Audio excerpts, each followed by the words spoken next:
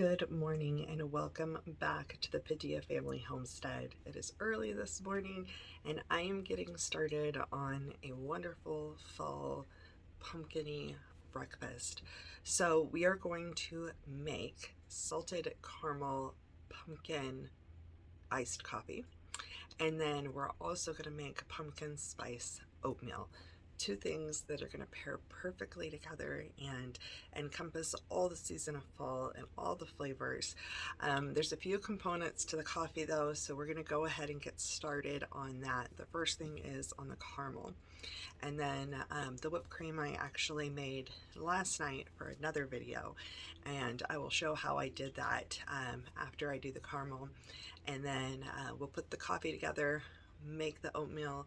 The oatmeal only takes a few minutes, and enjoy this delicious pumpkin-y fall breakfast. So let's jump right in. So the first step is to get everything ready and lined up. And so we're going to measure out 3/4 of a cup of heavy cream and have that ready to go. We're also going to have our corn syrup out with our measuring spoon. And then need a measuring spoon for that.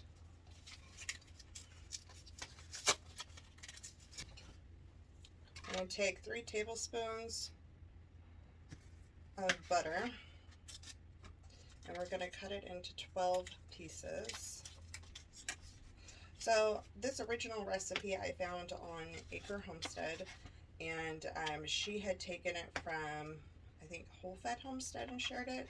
I'm doing some variations from that recipe, but the original is delicious. So I'll link the original recipe that I got inspiration from, but then I will also have my recipe down in the comments. Okay, so the butter is ready. Okay, so this ingredient I love. I use a lot. However, not everybody has it on hand. And so I highly suggest making this. And that is vanilla sugar.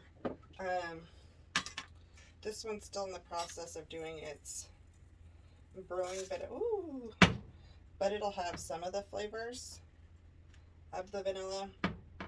It just amps it up. I'll have that video in the description.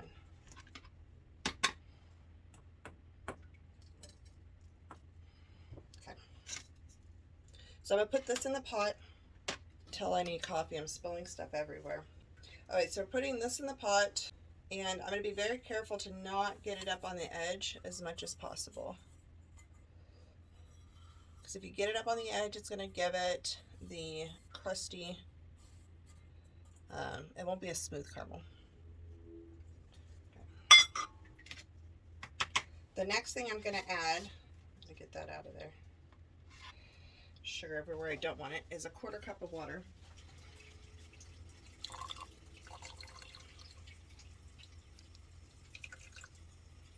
I'm going to go ahead and turn the heat on to medium-low. Okay, so we have the 1/4 cup of water in.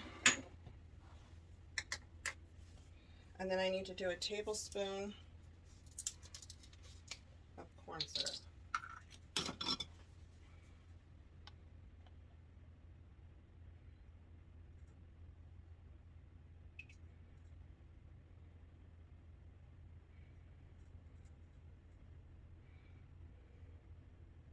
Now you're not going to touch this.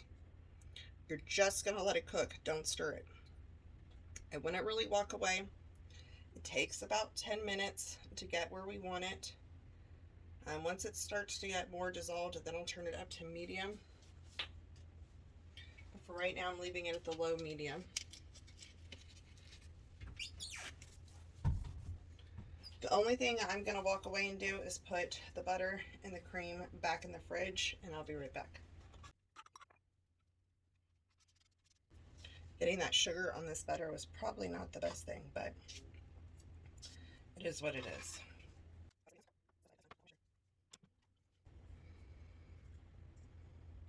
All right, so at this point, I'm going to go ahead and turn the heat up to medium.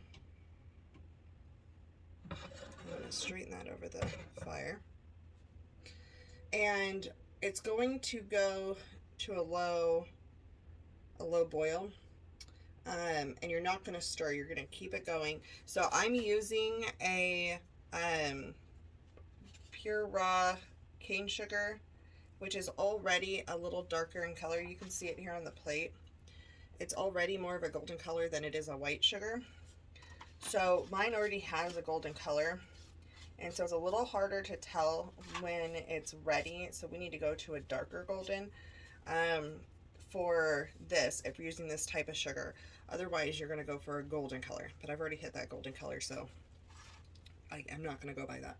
So we're going a little bit darker, but this is going to heat up and it's going to go, and we're just going to keep watching it. I have my whisk ready for when it's time, and I have my other ingredients all ready for when it's time, because everything's going to move fast once it's ready. But at this point, we just sit and watch, and it's going to do its process.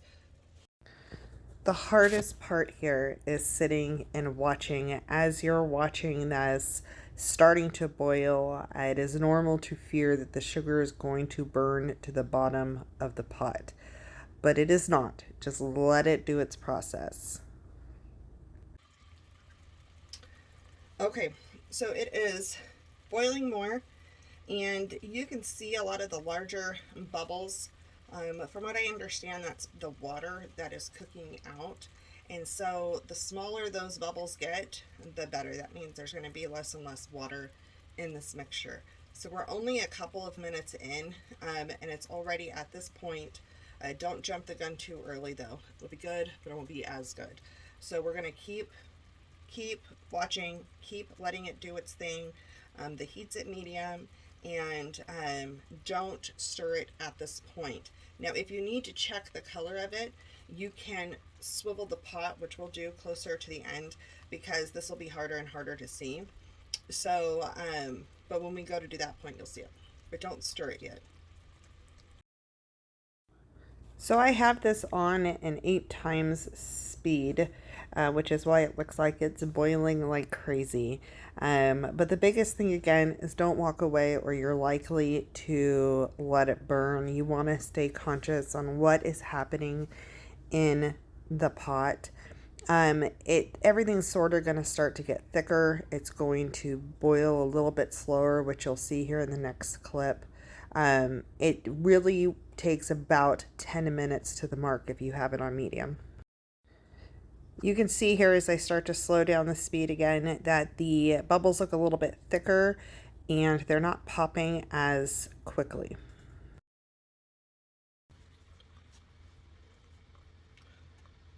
Okay, so we're getting there. This is what I'm talking about. You can swirl it to kind of see the color if you need to. The bubbles are all getting darker. I don't know if you can tell that on camera or not.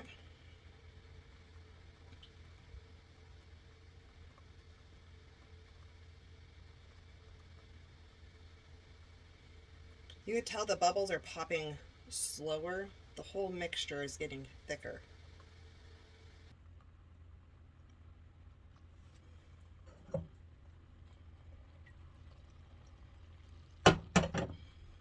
Not quite where I want it yet. So close.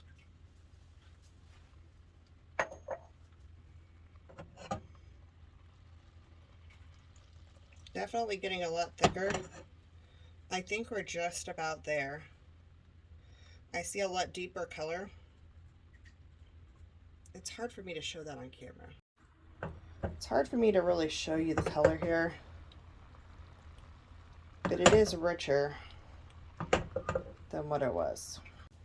Okay, so we're at the point where I'm going to turn off the heat. It definitely changed colors, and I am going to quickly mix this in. I'm actually probably going to switch to voiceover here to walk you through the steps so I can concentrate. So you want to make sure that heat is off, and then you're going to stir in that heavy whipping cream, and it is going to look like a horrific mess at first, and you're going to think you messed up. Just keep stirring. The caramel's going to start to clump up. It's going to, you could see it right around the whisk right there. It looks like a mess. And then about that 15-second mark, 10 to 15-second mark, it starts to loosen back up again, and it's not all tight on the whisk anymore, and it is working. So you are going to whisk the mixture together for about a minute. I'm making sure that I am scraping any of the edges where I feel like the caramel stuck to when I mix the heavy whipping cream into. So I'm just making sure I whisk all over the place. I'm getting it really mixed in there, and I'm doing that for about a minute. Now, if your cream is really cold, then you may need to turn your heat back on low at this point to get the butter pads to melt. But I had left mine out on the counter for the process, and so I think it was okay. I didn't have to turn it back on this time. I have in the past though. So you're going to add your butter pads in one at a time, just slowly adding them in, letting them melt, and just continuing to stir. This is just a slow process, but you want to do it just little bits at a time, and you should have those 12 pieces, which is that 3 tablespoons of butter. And I'm using unsalted butter in mine. I don't know if that makes a difference or not, but I figured I'd let you know. We're using unsalted butter. Okay, so once we have all of the butter in, and again, if you need to, turn back on that heat.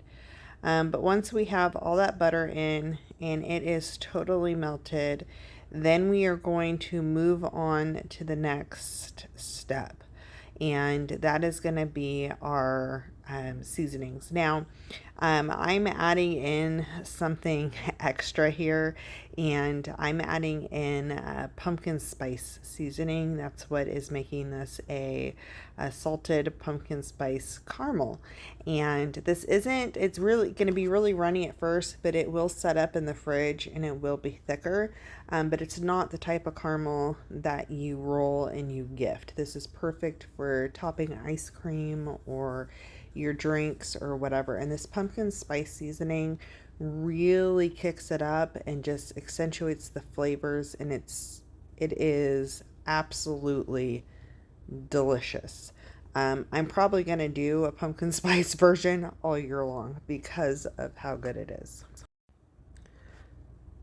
Okay, so that butter's totally melted. We're going to take a half a teaspoon of the pumpkin spice seasoning and put that in and let it dissolve. Stir it up again.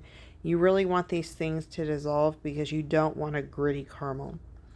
So we're going to get that totally dissolved. Every item, I would say you probably want about a minute of stirring in between. And then we're going to go ahead and go in for that salt. Now I am using a canning pickling salt, super fine. I'm also using half of what the original recipe called for. The original recipe called for a teaspoon of salt, and I did a half a teaspoon of salt. I really liked this salt level for me. If you want to add more, you can if you want it to be a much heavier salted caramel. But for me, I really felt like the less is more here. I would say that's because I haven't been having a lot of salt on my low sodium diet. However, my mom and my daughter and my husband all agreed that it was too salty. So we just cut it down and everybody liked it this way. So the next thing we're going to do is add in the vanilla extract. And I have some homemade vanilla extract, and we're doing a teaspoon of vanilla. And we'll mix that in really well. And we'll let that mix in for about a minute, and then we'll move on to the next stage. This vanilla extract was made with the Mexican cured vanilla beans, and I love the different flavor profiles different vanilla beans have, and the strength and the intensity of the flavor of homemade vanilla. So if you've never made yours, I'm going to tag that video below. I have instructions on how to do it. It is super easy. It does take about a year for it to infuse, so you would want to start doing it now for next year. You can use homemade vanilla. Store-bought vanilla, that's totally fine. But homemade vanilla is just out of this world. So this is going to make about a pint worth of caramel. And so I get a funnel because I am a mess maker, and I just pour it into this mason jar. I like the wide mouth mason jar. It's easier for me to get stuff out of, especially when this solidifies more. And it's easy to store in the fridge, and I just put a plastic top on it, and it works great for me. Oh my gosh, guys, this is just delicious. Delicious. I can eat it out of the container. The pumpkin spice in it and the vanilla, so good. All right, I've purposely been waiting to have my coffee to have it with this. I'm going to replace the label on this jar. I reused my jars. This was the tea bags. But this dark, rich color is what we're going for. I probably should have made this last night so it can solidify a little bit before I made the rest of my stuff. But I didn't do that, and it's totally fine. So I'm just going to pop this in the fridge while I go work on some of my other projects. So the next project we're going to do is actually to brew coffee and pop that in the fridge as well and start to get it cooling down along with the caramel. And then we'll move in to the oatmeal, and then we'll put everything together. I'm so excited.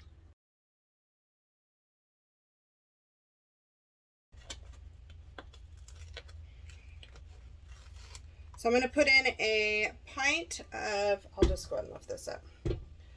A pint of heavy whipping cream. This should whip faster with it being a little bit room temperature. However, if you put it in cold, it'll do it. It just might take another minute or two. I'm going to add in 3 tablespoons. Well, actually for that amount, I'm going to do 4 tablespoons of powdered sugar. I usually do 2 tablespoons of powdered sugar per cup of heavy whipping cream. Good.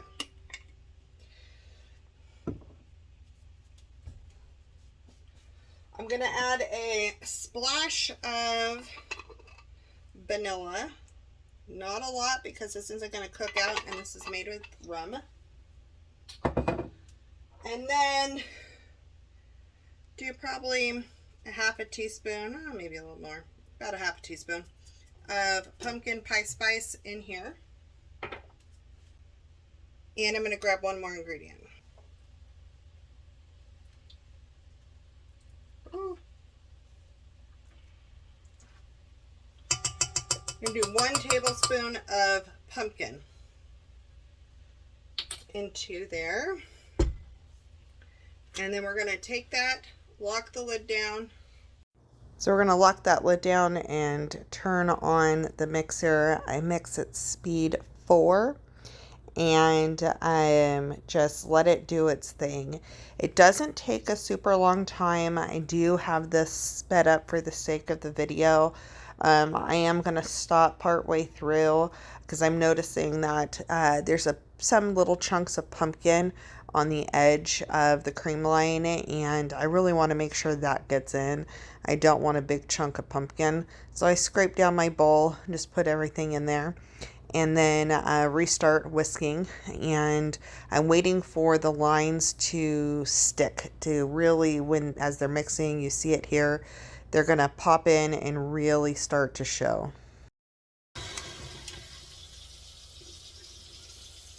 Okay, so you can see now how the lines have stayed. It's a better texture.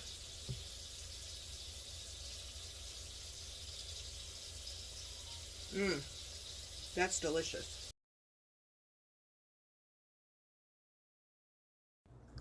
So that whipped cream, I just put it in an airtight container in the refrigerator and it stays for a few days. So I have that from last night. And now we're back to the morning of, and we are making our coffee. I chose to use my K-Pods this time. We get K-Pods from a company called Angelino's. It's super easy and convenient. I order in bulk from them. I don't think they're certified organic, but from what I read, they practice organic practices, but they don't. They're not certified. And the coffee tastes great. It has great flavors. They have decaf for me. So I'm using decaf dark roast. Somewhere in here I said it was French roast, but it's the dark roast decaf from Angelino's. And then my husband's, I made with the Jamaican Me Crazy regular, but next time I would make it the Mocha Java one for him. His Jamaican Me Crazy is one of my favorites. It's not one of his favorites. So, but we get like blueberry coffee, all kinds of fun coffee. So, I make the coffee and get it all set up. This I could have done the night before. You could do this pour over. You could do this as cold brew. However you decide to do your coffee, you want your coffee cold though. So, I'm making it, putting it in mason jars, and I'm going to pop color-coded lids on so I know what's decaf and what's regular and stick them in the fridge.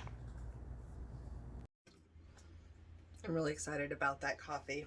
So now that that's all set up and ready to go, I am going to clean up this corner really fast and get everything ready to start my pumpkin oatmeal. And this stuff is really good too. Guys, the holidays are downfall, which I have a video I'll put out at some point about eating healthy during the holidays and how not to gain weight and do things with moderation and all of that. Some of my tips and tricks, because even in the process of making all of this, I'm either staying steady or I'm dropping a pound or two a week. It just depends on the week. But yes, it's not crazy, but I just love having a little bit of the things that I love. And when I love it that much and I enjoy it that much, I don't need a ton of it. I just need a little bit. So let's get started on this oatmeal. I'll bring you down for that and then we'll have breakfast. So this morning it was just my husband and I for the oatmeal. So I just did a 2-person batch of oatmeal in the small pot. Made it super easy. You can up this to whatever you want, but it's 1 3/4 cup of water, 1 cup of oatmeal. The oatmeal I'm using is not quick oats. It is just regular. You could use quick oats. It's just going to change your time frame on how long it cooks for. And then I do 1/3 cup of pumpkin puree, not pumpkin pie filling, pumpkin puree. When I'm doing a lot of cooking like this, I am opening a big can of pumpkin puree and just storing the leftovers in the fridge. So we put this in now while it's cooking so you really get that flavor mixed throughout the oatmeal. And it's delicious. And just that little bit goes a long way. So next we're going to add some raisins. I'm a big raisin fan. My husband's a big raisin fan. My daughter is not. So she wasn't here this morning, so we're doing between like 1/3 cup to 1/2 cup. You could do however much you want to do. I think 1/3 cup is pretty decent. And then we're going to add the pumpkin pie spice. And we're just doing a 1/2 teaspoon of the pumpkin pie spice and 1 tablespoon of brown sugar. This is the homemade brown sugar. I can link a video on how to make it down below. If you have never made it before, you should. And I think it's dark brown sugar. I get out a metal spoon here. One of the reasons why I'm doing a voiceover for this part. I like to use metal instead of the plastic, especially when I'm using pumpkin, but I always forget how bad it scratches. So at this point, as we're cooking it, We are stirring it consistently. We do not want this to burn. I hate oatmeal burnt to the bottom of the pots. It's a pain in the butt to get out. So we're gonna let this cook, and it depending on what type of oatmeal, it's gonna depend on how fast you want to kind of get it up to a boil. If this is quick oats, it's going to take less than 5 minutes probably. If it's not quick oats, it can take closer to the 10-minute mark. So this just depends on your oats that you're using. Now, if you wanted to at this stage, you could add some salt to the recipe. We are doing low sodium. I don't find the need to add salt. The other thing is, like, my daughter would add more brown sugar to it. That's just her preference for the flavor profile. I don't need the extra brown sugar to it, so I don't add it. So that's totally, you could put however much you want. You could also use honey or sucanat to sweeten it instead of the brown sugar. Or you add a little bit extra molasses for that extra kick of flavor. These little tidbits are totally, you can personalize them. So you're going to cook it till it's rather thick here, and right before you serve it, after you've turned off the heat, is when I suggest putting in your vanilla extract. And I put in a teaspoon of the homemade vanilla extract. I say after the heat's off because it's made with alcohol, and so I always find it smart to have the flame off before pouring alcohol over it, because I have a habit of spilling things every once in a while. So you just mix that in really well while everything's still hot, but the flame is off. Once you have it mixed in, you serve it up. And you could add maple syrup or milk or whatever. I think I go into some of those ideas later on in this video. But that's it. It's quick, it's easy, it's a fun color, it's fun flavors, and it really hits that fall, holiday, autumn vibe. And it's something different. It breaks up the normal routine on oatmeal.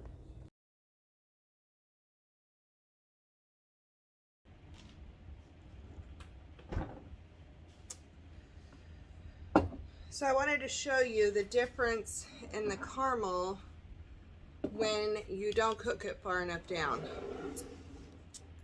Same recipe.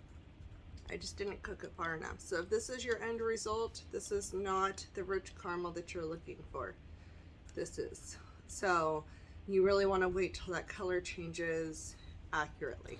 We are finally at my favorite part of the day. I get to make my coffee. So we have our coffee here. Because I did not let it cool down completely, I added a little bit of extra ice here. Otherwise, you could just add a little bit or just have it cold, however you want. And so I just have my coffee in the mason jars. I add the ice to them. And then what you can do ahead of time, if you wanted to, is actually put caramel around your glass cup and then pour the coffee into it. And then you have that good caramel line across the cup, which is cool, and it stirs in and it just looks fun. Because of the fact that I already had the coffee in these jars and I had them in the refrigerator, I just went ahead and put line to the top of it, and it'll drip down the side and it kind of settles on the bottom, and then you just stir it in, you get that caramel flavor, and it's super good. So I'm doing that for both mine and my husband's coffee. And I mean, this is totally optional to you. Right here, the caramel still looks runny because it's still a little bit warm. It's not totally solidified. It's a little thicker than it was when we first made it, but it's still not at its thickest point. So it will get thicker than that when you leave it in the fridge. The next thing we're going to add now is the whipped cream, the pumpkin spice whipped cream that we made the night before, and just dollop that on top. Because I am not using a creamer really, I'm just using the whipped cream as a creamer. Go ahead and put a couple of pads on top, and I do that to both of them again. And then what we're going to do after this is we're going to drizzle some more caramel on the top. Now, a few things that you could do to also spice these up a little bit more is, if you wanted to, is to sprinkle some cinnamon on top of the caramel and the whipped cream. I didn't do that this time. My husband's not a big fan of that on top of it, so I didn't do that. Okay, it's time to enjoy. I'm so excited about this.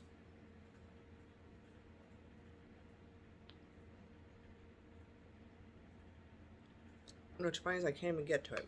Okay, so what I normally do is I take this and I stir it. I just wanted to try to drink some straight through, but it's not gonna happen.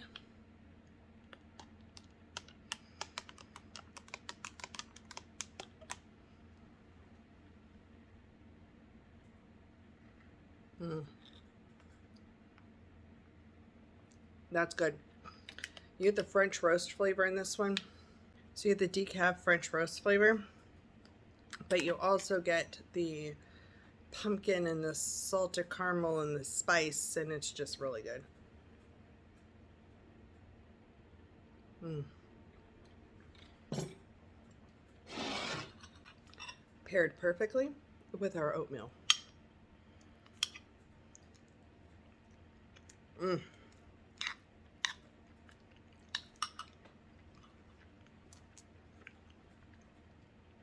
Now I like this. Now I like this where this is. If you wanted to add more spice to it, sprinkle it with some cinnamon. If you want to add more sweetness to it, you can just add some maple syrup to the top. You can do both. It's such a preference. If you like to add milk on top, that would taste good with this too. It's super good by itself though. Like, I love this. Well, I hope you make these. I hope you enjoy them. This is a bunch of fall wrapped up in one little meal between the coffee and the oatmeal. It's fall all over the place. So if you want to feel festive, a fun brunch idea, fun girls' morning in, or breakfast before the pumpkin patch, this will do it. It is so good. Have it caffeinated, have it decaffeinated, have it for the coffee for dessert after, like by a bonfire. Oh, that would be good. So enjoy. I hope you like it, and we'll see you on the next video.